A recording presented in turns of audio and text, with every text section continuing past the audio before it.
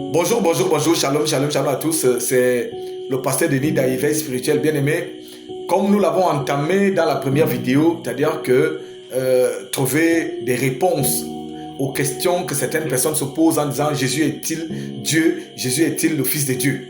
Alors, dans la précédente vidéo, nous avons lu dans le livre de Jean chapitre 8, du verset 58 au verset 59, et nous avons compris que parce que le Seigneur Jésus a dit dans cette parole, il y a beaucoup qui ont ramassé des pierres pour le lapider.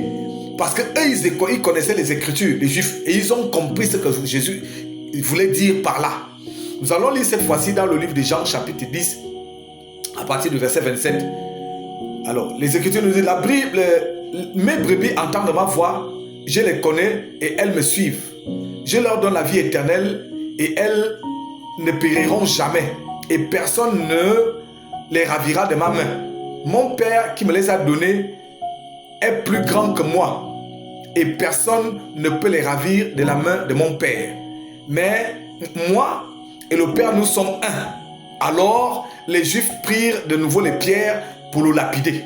Bien-aimés, voici encore ce que le Seigneur Jésus a dit. Et ici, les Juifs, je dis bien, qui connaissent les Écritures, qui connaissaient les Écritures en ce temps-là, ont compris ce que Jésus voulait dire. C'est pour ça qu'ils ont ramassé les pierres pour le lapider, parce qu'ils ont considéré que ce qu'il a dit était un blasphème.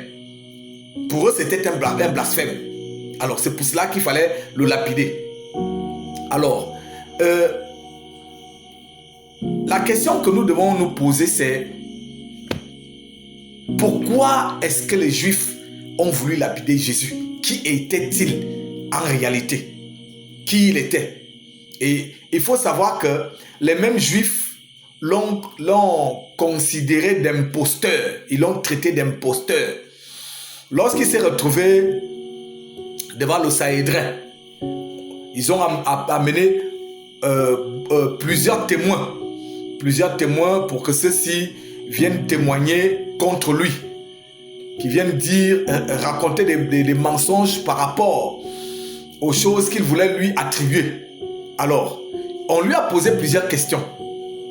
On lui a posé la question de savoir, es-tu le Fils de Dieu?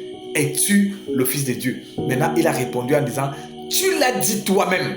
Tu l'as dit.